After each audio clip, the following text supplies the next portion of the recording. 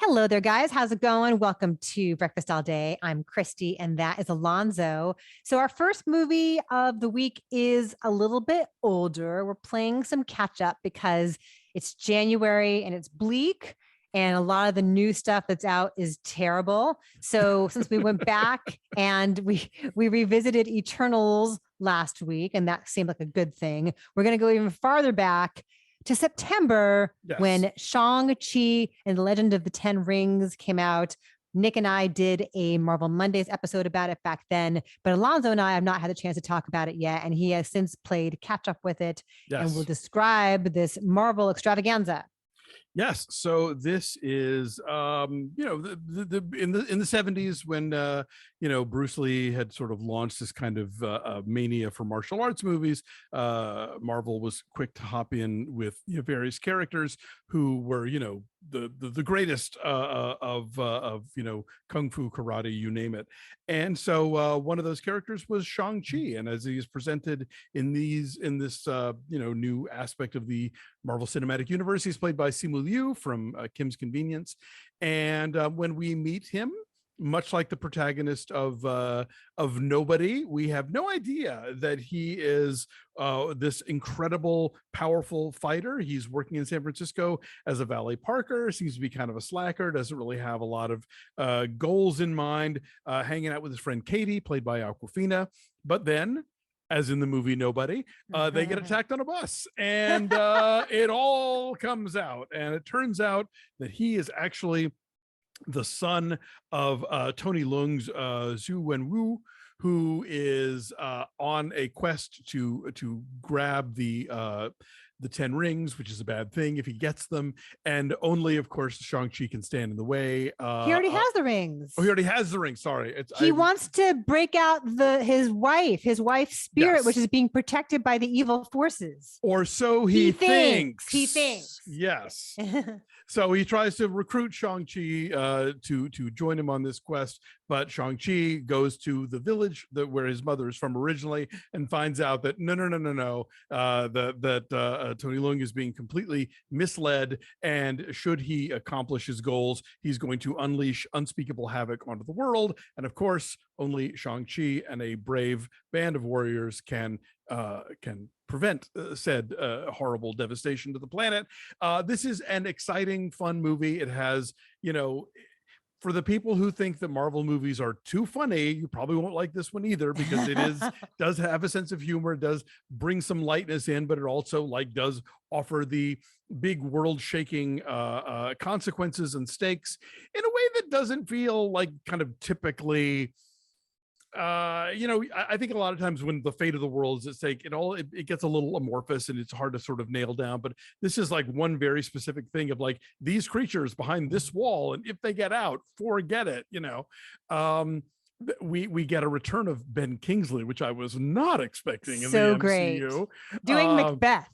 Doing Macbeth and circling back on the Mandarin character from Iron Man 3 in a way that I think is really smart and really satisfying for people who found the whole inclusion of that character in the first place to be problematic, either because of the comic book version's sort of inherent Orientalist racism, or the movie version's subversion of what the comic book villain was about in the first place. I think everybody walks away satisfied from that, although of course no one is ever always satisfied because everybody's got to complain about these movies. I had a great time watching this. This is on my list of, I hope I get to see it in a theater one day, because I caught it on Disney Plus. But there's some really fun action choreography. This isn't a movie where you feel like there's between the CG and the cutting, you weren't really seeing an actual fight take place. This one does feel fluid. It does feel like there are long enough takes and wide enough shots where you get to see people doing the things they're supposed to be doing. I was super entertained by this. Would love to see more of them. Yeah, it's really beautiful. And a lot of the fight choreography reminds me of Crouching Tiger, Hidden Dragon, in that it's more of a dance, like an ethereal dance, and the way that it plays with the inclusion of nature. I mean, the film owes a lot to the Jackie Chan style of martial arts. I mean, there's a move in that thrilling bus chase that is straight at Jackie Chan, where he takes the jacket off and puts it back on again in the middle of the fight. And there's a lot of stuff that is a much more playful kind of slapstick, but very muscular martial art. And then there's some like in the scene where Tony Leung first meets the love of his life, and also where Simu Liu and the fantastic Michelle Yeoh are doing their training in the same kind of setting. There is like an ethereal kind of spirituality. It becomes like a ballet, and you really get to revel in the care that everyone took here to make those moments really soar emotionally. But it's also a lot of fun, and that comes in the form of Awkwafina, who serves as our conduit into this, reacting in exactly the way that anybody would be if they got dragged into this situation. Like, what is happening here? That she gets to drive the bus. The whole bus chase is thrilling. I mentioned last week when we were talking about What's Up, Doc on our Patreon that my good friend Peter Hartlaub at the San Francisco Chronicle mapped out a whole bunch of chases that take place in San Francisco. He did that one, and he did this one as well. I linked to it out there, and I will do it again on our YouTube. But it's a tricky balance that it pulls off, right? Because it's a very specific world, and yet these emotions end up being surprisingly resonant in a universal way. I mean, I'm assuming that anyone watching or listening to this has seen Shang-Chi. It's been out for months now, but there's a moment at the end with a ceremony saying goodbye to their ancestors that's very poignant, like surprisingly emotional, and I think is relatable to anybody who's lost somebody dear. And the way they handle that is very, very careful and very, very sweet and gentle. I'm glad you mentioned the sort of the retro Hong Kong quality of it, because the casting of Leung and Michelle Yeoh, I think, is very much a callback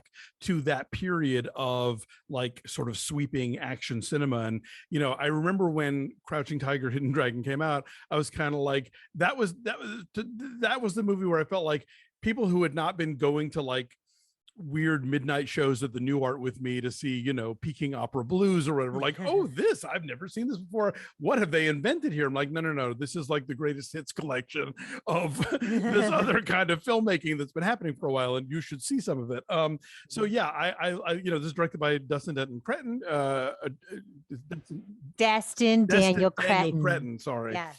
Too many consonants. You know, who did Short Term 12, and he, I think, obviously has a real affection for those kind of films, and it very much comes out in, you know, like you said, the sort of interplay between the sort of balletic nature of some of the martial arts stuff, definitely the incorporation of like the bamboo trees and the and other sort of know, and the rocks in the river and the other sort of natural aspects. So yeah, I think this is an MCU movie for people who like love classic martial arts cinema. And I think but without sort of sacrificing the other kind of fun stuff that we get out of any other MCU movie. And, you know, as much as I think I remember if I made the joke with you about Eternals, that like at some point Angelina Jolie is just going to talk to a raccoon and we have to live with that. I do want to see how these characters get incorporated into whatever the next phases are. And obviously Wong from Doctor Strange is already sort of like something of a conduit there in terms of having a foot in this world and knowing, you know, getting to know these characters. And so I look forward to them being introduced to the larger universe here.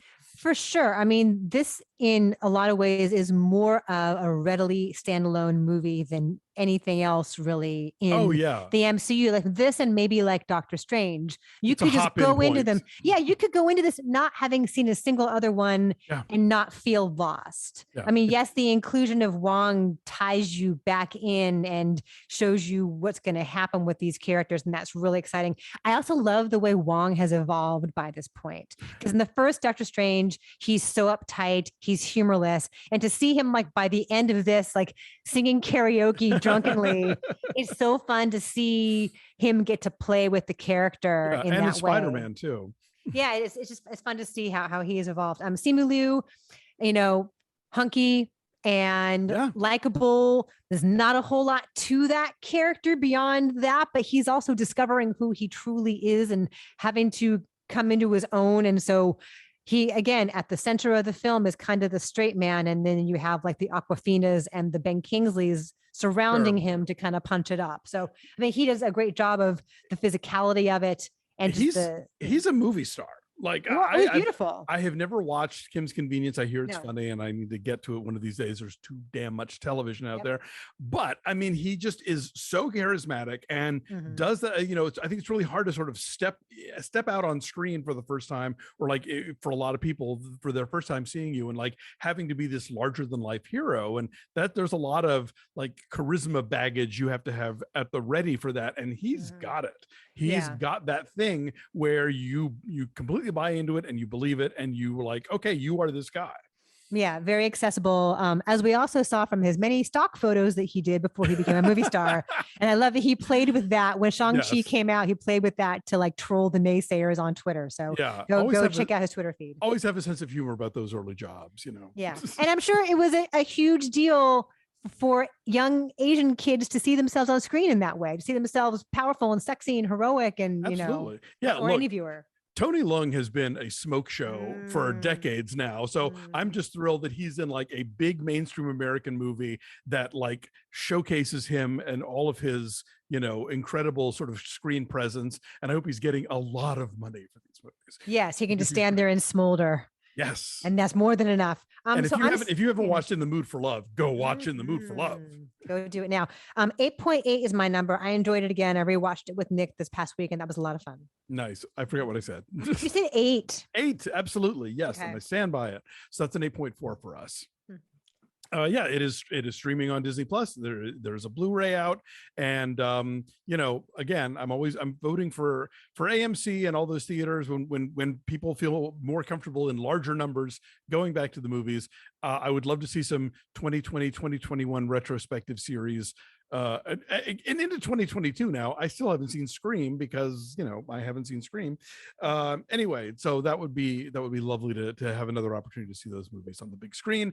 Thanks everybody for watching. Like this video, subscribe to our YouTube channel, follow us at BeFastAllDay on Twitter, Instagram, and Facebook, and check out our Patreon at patreon.com/BeFastAllDay. We are making our way through the Book of Boba Fett. We're talking about HBO Max's Peacemaker, and on our Off the Menu section, we're digging into the late great Sidney Poitier's performance in The Heat of the Night.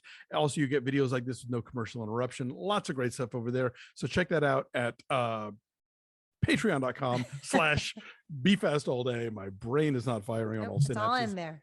Anyway, thanks for watching, you guys. We'll see you next time. Bye. Bye.